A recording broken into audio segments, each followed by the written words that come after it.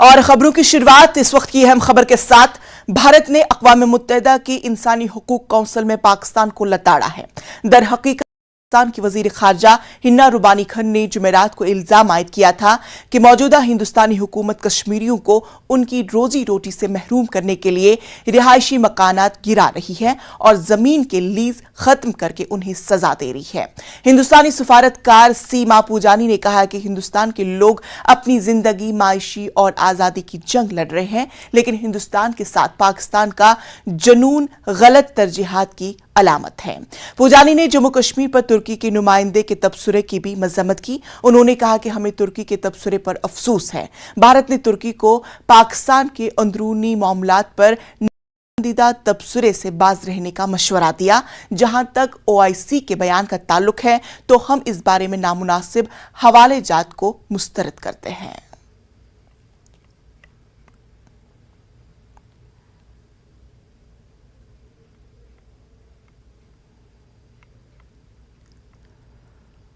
तो नाजरीन, आपको बता दें कि भारत ने अक़वाम मुत्तहिदा की इंसानी हुकूक कौंसिल में पाकिस्तान को फिर से एक बार लताड़ा है। और इस खबर पर हमारे साथ हमारे नुमाइंदे शबीर हमारे साथ जुड़ चुके हैं। शबीर, भारत ने एक बार फिर पाकिस्तान को लताड़ा है।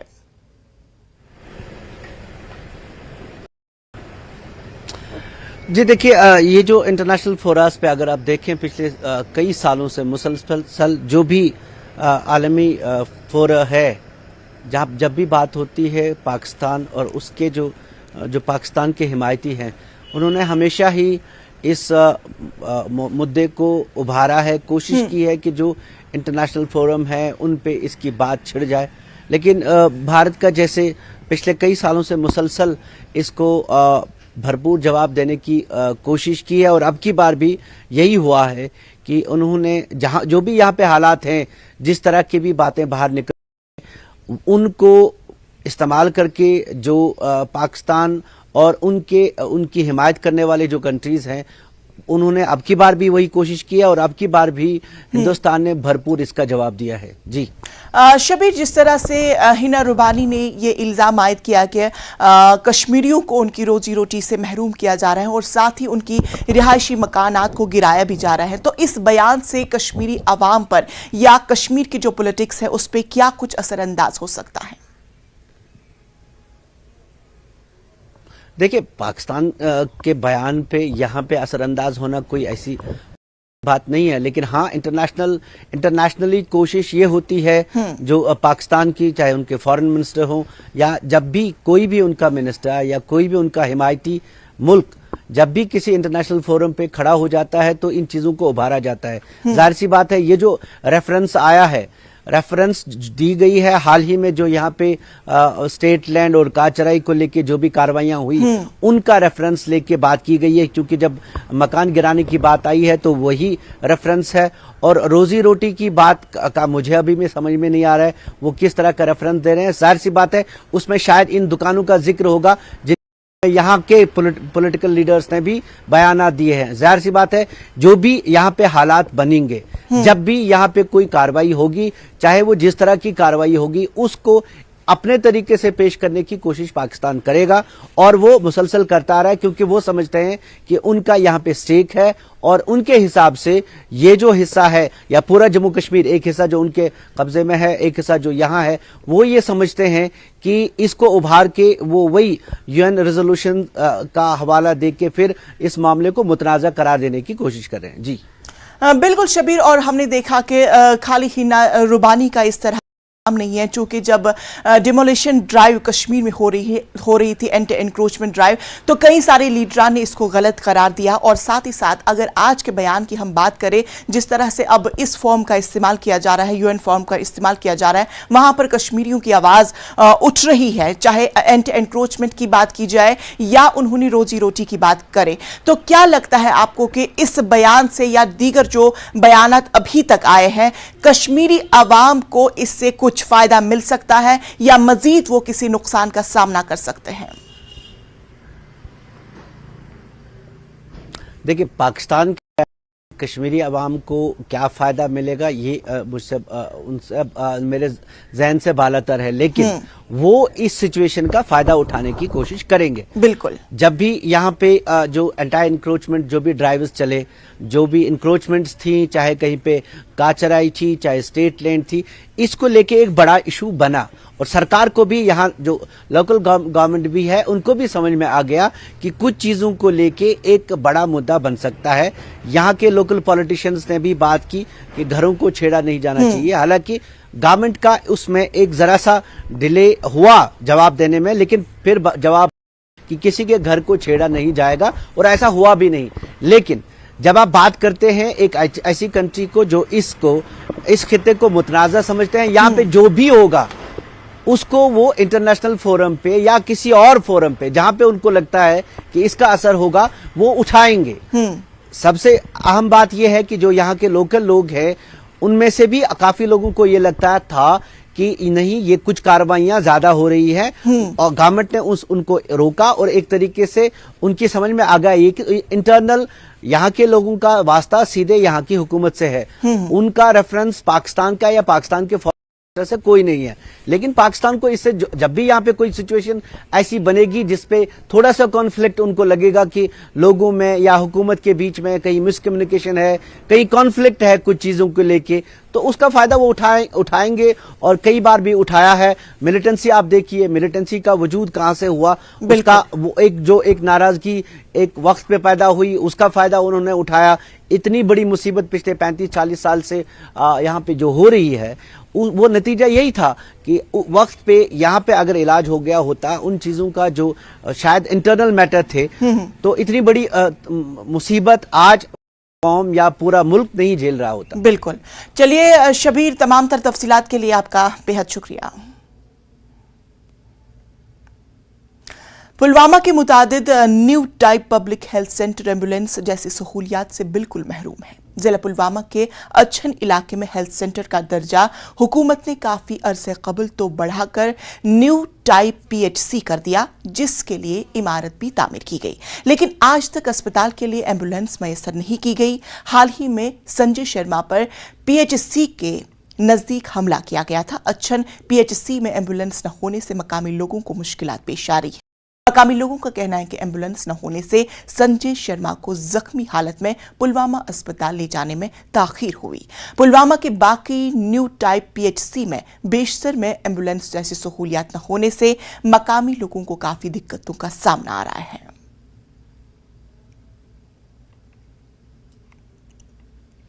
यहाँ पर पिछले हफ्ते जो संजय शर्मा का इंसिडेंट हो गया, वो इसी अस्पताल के सामने हो गया, लेकिन बदकिस्मती से हमारे यहाँ पर एम्बुलेंस का कोई इंतज़ाम नहीं है। अगर मौके पर एम्बुलेंस होती संजय साहब बच जाते। हम गवर्नमेंट से गुजारिश करते हैं कि जो ये हमारा इलाका है, इलाका शाहपुरा, इसका जो मेन गांव है वो अच्छन है।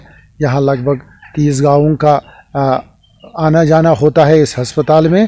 तो हम गवर्नमेंट से गुजारिश करते हैं कि मेहरबानी करके यहाँ पर ये एम्बुलेंस की सहूलियत दी जाए ताकि सकते थे। लेकिन बदकिस्मती से हम पिछले 2-3-4 साल से डिमांड कर रहे थे कि एक तो हमारे जो न्यू टाइप पीएससी है इसको पीएससी किया जाए, तो और यहाँ पे एक कम से कम एक एम्बुलेंस यहाँ पे होनी चाहिए थी।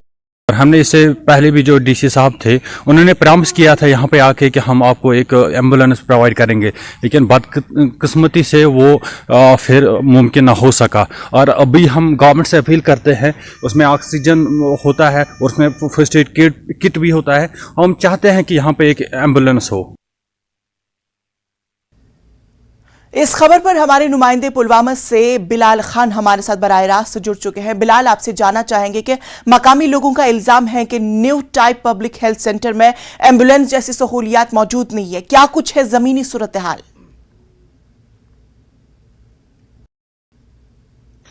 देखिए इंशा यहाँ पर हमने देखा जो हेल्थ फैसिलिटीज के हवाले से अगर देखा जाएगा पुलवामा में कंट्रोवर्सीज आए रोज कंट्रोवर्सीज पैदा हो रही है। जो रिसेंटली यहाँ पर संजय शर्मा की जी जो हलाकत हुई तो हॉस्पिटल है न्यू टाइप पीएससी उसके सामने हुई, लेकिन लोगों को काफी मुश्किलात हुई उस वक्त गाड़ी अरेंज करने में, उसको वहां से लेकर फिर दूसरे पीएससी तक पहुंचाने में और वहां फिर एम्बुलेंस में और पुलवामा हॉस्पिटल तक पहुंचाने में, यानी कि कैरेज में उसे काफी मुश्किलात हुई और उसका ब्लड काफी लॉस हुआ।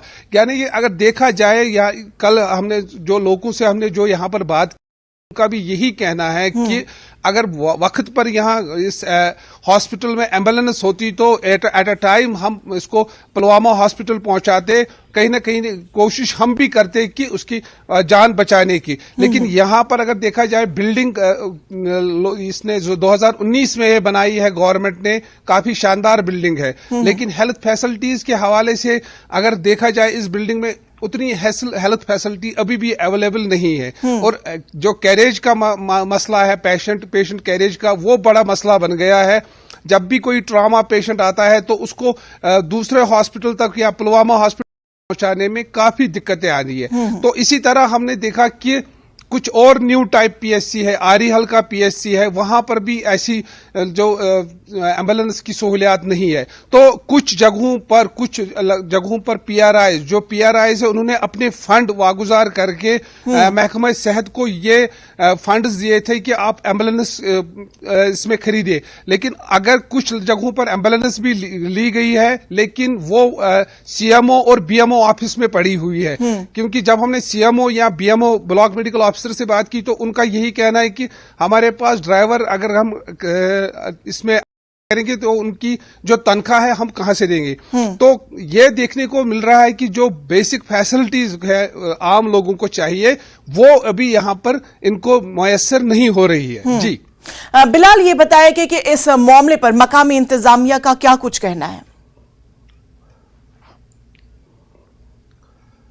देखिए हमने रिसेंटली इस पे एडमिनिस्ट्रेशन से भी बात की और जो पीआरआईज है उन्होंने ये मसला जो डिस्ट्रिक्ट डेवलपमेंट कमिश्नर है उनसे भी ये टेकअप किया था। उन्होंने कहा था कि मैं हेल्थ डिपार्टमेंट से ये मसला टेकअप करूंगा, लेकिन अगर देखा जाए जो बुनियादी सतह पर अभी तक इसका हल यहाँ पर नहीं देखा गया। रिसेंटली आपने देखा कि डिस्ट्रिक्ट हॉस्पिटल पुलवामा में भी एक इंसिडेंट पेश आया, यूएसजी की फैसिलिटी वहां अवेलेबल नहीं थी तो इतना बड़ा हंगामा वहां खड़ा हुआ। कल उस सिलसिले में हमने देखा कि ट्रेडर्स पुलवामा जो है वो भी सामने आ गई, तो वो भी कह रही कि अगर फैसिलिटी अवेलेबल होती तो इतना बड़ा इश्यू नहीं बनता और ये मतलब ये इंसिडेंट पेश नहीं आता। तो यहां पर अगर देखा जाए पुलवामा में अभी भी या कहीं और भी तो बेसिक जो फैसिलिटीज होनी चाहिए हेल्थ सेक्टर में वो इस वक्त अभी भी अवेलेबल नहीं है। जी चलिए, बेहद शुक्रिया तमाम तर तफसीलात के लिए। उम्मीद करते हैं कि आने वाले वक्त में मेडिकल डिपार्टमेंट इन तमाम सहूलियात को वहां पे फराहम करेगा ताकि जितने भी वहां पे पेशेंट्स आते हैं उन्हें किसी भी तरह का कोई मुश्किलात का सामना न करना पड़े। तफसीलात के लिए बेहद शुक्रिया। ब्रेक के बाद फिर से आप सबका इस्तकबाल और अगली खबर का रुख करते हैं। पुंछ में पुलिस को एक बड़ी कामयाबी हाथ लगी है। पुंछ पुलिस और हिफाजती दस्तों ने कार्रवाई करते हुए नार्को टेरर मडूल का बांडा फोड़ दिया है, जिसमें 7 किलोग्राम हीरोइन और 2 करोड़ रुपए की नकदी बरामदी हुई है। साथ ही गोला बारूद समेत एक पिस्तौल से जब्त किया। छापेमारी के दौरान ड्रग स्मगलर के घर से बरामद पैसों में डॉलर भी मिले हैं। पुलिस से मिली मालूमात के मुताबिक रफी धाना उर्फ रफी लाला के घर पर पुलिस ने छापेमारी की कार्रवाई अंजाम दी। बताया गया है कि रफी धाना को पीएसए के तहत गिरफ्तार किया जा चुका है। पुलिस इस मामले की मजीद जांच में जुटी हुई है।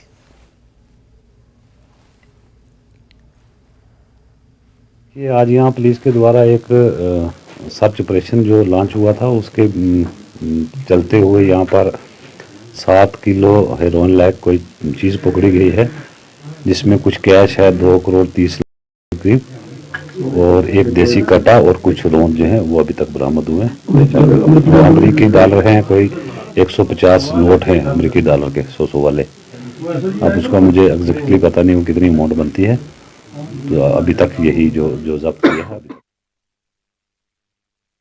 खबर पर हमारे साथ हमारे नुमाइंदे मुनीश बराह रास्त हमसे जुड़ चुके हैं। मुनीश, आपसे जानना चाहेंगे कि जिस तरह से हम देख रहे हैं कि हुकूमत नार्को टेरर पे जो अपना शिकंजा है वो कसती जा रही है, और आज पुंछ में जिस तरह से बड़ी कार्रवाई हुई है और इसके दौरान एक डॉलर्स भी कई सारे जब्त किए गए हैं, क्या कुछ अंदाजा लग रहा है कि ये डॉलर्स कहां से आए हैं और किस चीज में ये इनका इस्तेमाल किया जाना था?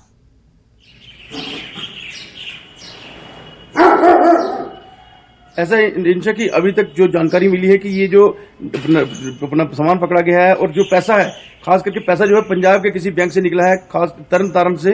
और ये जो रफी लाला है ये काफी समय से जो है इस तरह की गतिविधि में शामिल था, और इससे पहले जो एसपीओ था पुलिस में, और क्रॉस एलओसी ट्रेड के दौरान जो पुंछ का चक्कादा बाग है जहां से ट्रेड होता था वहां इसकी ड्यूटी थी, और वहीं से इसने अपने जो संबंध थे नियंत्रण रेखा के उस पार आतंकियों के साथ और नशा तस्करों के साथ बनाए थे। और उसके बाद कई बार ये इस तरह से पकड़ा गया। पहली बार जब ये पकड़ा गया था तो उसके पास से 45 किलोग्राम हीरोइन पकड़ी गई थी, और उसके बाद कुछ साल अंदर रहने के बाद ये फिर छूटा है और इस तरह की गतिविधियों में लगातार शामिल है। मुनीश, ये बताएं कि कितने लोगों की इस मामले में गिरफ्तारी हुई है? अभी तक तो रफी की गिरफ्तारी हुई है, लेकिन अभी कुछ और लोगों की गिरफ्तारी होने से इनकार नहीं किया जा सकता, क्योंकि कल जो है देर रात तक पुलिस की कार्रवाई जारी रही है, और इतनी बड़ी तादाद में जो पैसा पहली बार मिला है, और उसको गिनने के लिए पुलिस को स्पेशली जो है 5 मशीनें लगानी पड़ी, और उसके साथ ही 5 जो बैंक के लोग लगाए गए जो पूरी रात इसकी गिनती करते रहे, और रात करीब 12 बजे तक इन नोटों की गिनती होती। उसके बाद जो काफी दूर का घर है इसका, सबसे बड़ी बात यह कि जो इसका घर है वो एक सुनसान इलाके में है, पहाड़ पर घर है, और उसमें कोई रास्ता भी नहीं है। करीब 5.5 किलोमीटर जो है पैदल चलकर जो है सिक्योरिटी फोर्सेज वहां पहुंची थी दिन को, और रात तक ये कार्रवाई चली है, और अभी तक जो है और गिरफ्तारी नहीं हो पाई कोई। मुनीश, ये बताया कि जिस तरह से आप बता रहे हैं कि पैसा काफी वहां पे बरामद किया गया है, क्या कुछ इंफॉर्मेशन मिली है कि कितना नकद रकम वहां पे बरामद किया गया है?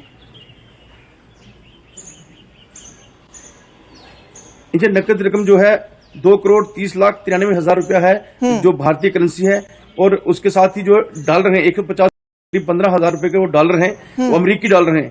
और सबसे बड़ी बात है कि पुंछ के अंदर किसी जो है नार्को टेररिज्म के साथ जुड़े हुए व्यक्ति के पास से डॉलर मिलना ये पहली बार है, और ये लगता है कि इनके जो है अंतर्राष्ट्रीय स्तर पर जो है इसके संबंध हो सकते हैं, क्योंकि डॉलर अभी तक कहीं भी बरामद नहीं हुए, और इतनी बड़ी रकम भी पुंछ के अंदर कभी बरामद नहीं हुई है, क्योंकि जो है लाखों में पैसा मिलता है, लेकिन करोड़ों में पहली बार पैसा मिला है।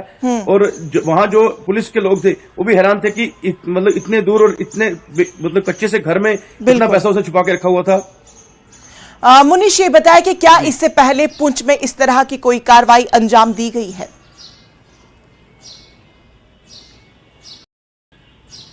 ऐसा कि जो नार्को टेररिज्म है उसके खिलाफ लगातार पुंछ की पुलिस और सेना की कार्रवाई जारी रहती है। अभी पिछले हफ्ते ही जो है दिगवार गांव के नक्करकोट इलाका जो एलओसी पे है वहां से 3 तस्कर पकड़े थे, और 3 किलोग्राम जो है उनके पास भी हीरोइन मिली थी।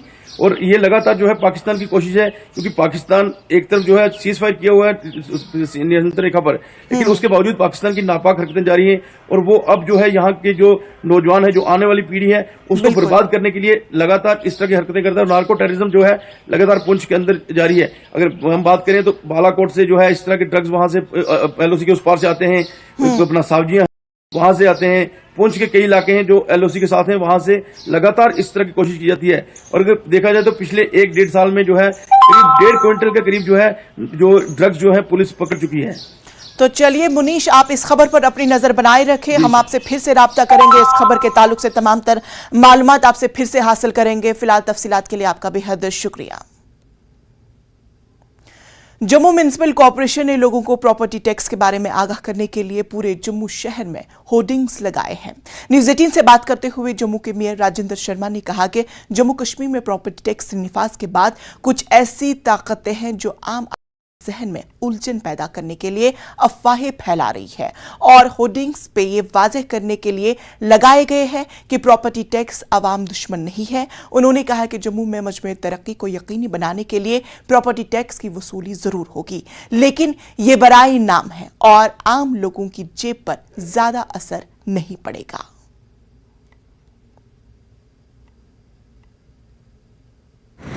जम्मू शहर के विभिन्न स्थानों पे कई होर्डिंग्स और साइन बोर्ड्स आपको दिख जाएंगे जो लोगों को अवेयर करने के लिए लगाए गए हैं। क्या मंशा है जीएमसी की इन होर्डिंग्स को लगाने के पीछे, इस पर बात करेंगे। जम्मू के राजेंद्र शर्मा हमारे साथ मौजूद हैं। होर्डिंग्स हमने देखी हैं, शहर में लगाई गई हैं विभिन्न स्थानों पे। हालांकि जाहिर सी बात है मकसद उसका अवेयरनेस फैलाना है लोगों में। तो लेकिन आप जिस तरह से कह रहे थे पहले चर्चा होगी और उसके बाद इसको लागू किया जाएगा, तो अब आपका क्या स्टैंड है? मेरा स्टैंड तो अभी भी वही है। मैंने कहा था जम्मू शहर में प्रॉपर्टी टैक्स नहीं लगेगा। हमारा जो सिस्टम है वर्क करने का डेमोक्रेसी में, वो ये है कि we have a local bodies, then legislative assembly, then parliament. Every institution has a power supersede the belowed institution.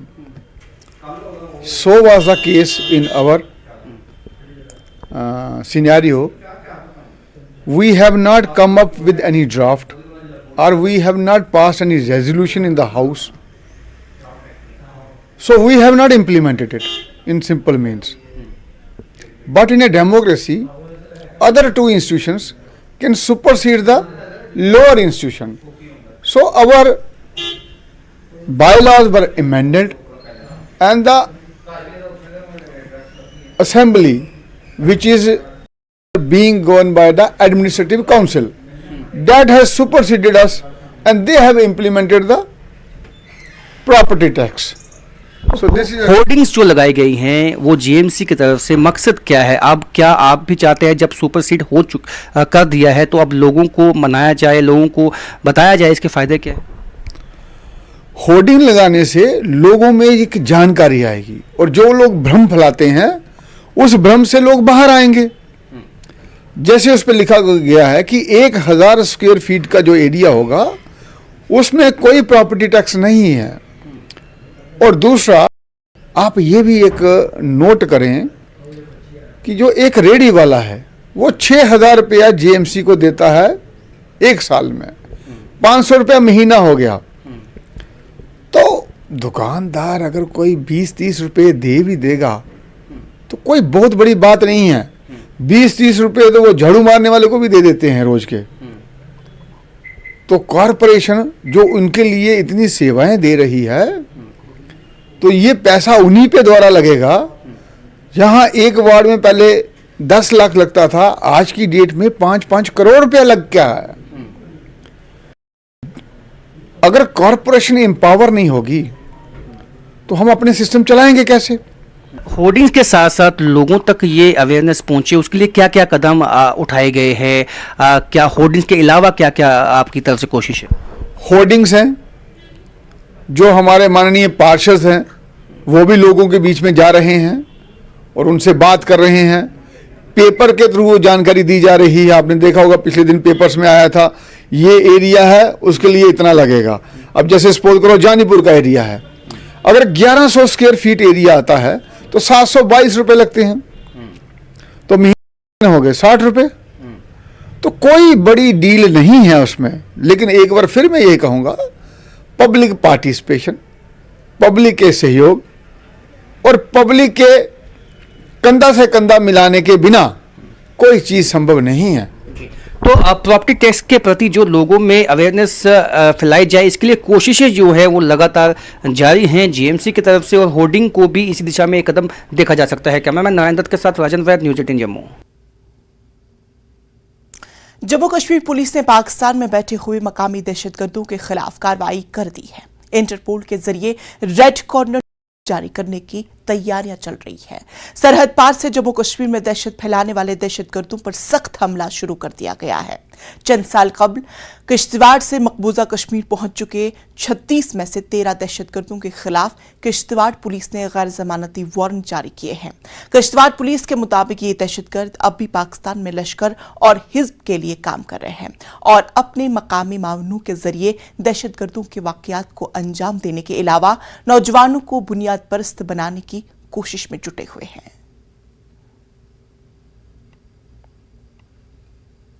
CRPF के इंस्पेक्टर जनरल बाठिया ने कहा है कि इस साल की श्री अमरनाथ यात्रा के अहसन इनकाद कराने में सीआरपीएफ अपना अहम किरदार अदा करने के लिए बिल्कुल तैयार है और इसके लिए एक मुनज़्ज़म हिकमत अमली अपनाई गई है। अनंतनाग के औरंहाल बिजबिहाड़ा में सीआरपीएफ की जानिब से मुनक्किदा वॉलीबॉल टूर्नामेंट के इख्तितामी मैच की तकरीब में शिरकत के दौरान बाठिया ने इन बातों का इजहार किया।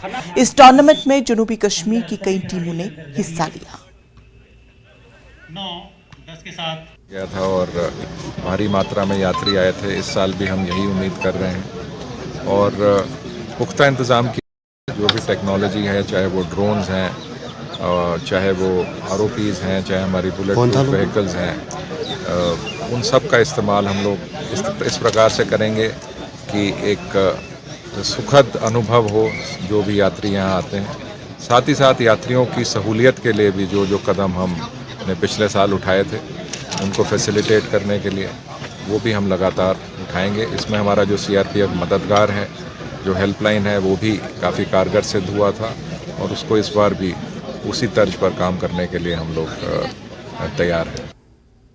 तो नाज़रीन, न्यूज़ 9 में फिलहाल इतना ही। मुझे इजाज़त, लेकिन आप देखते रहिए जम्मू कश्मीर लद्दाख हिमाचल। आदाब।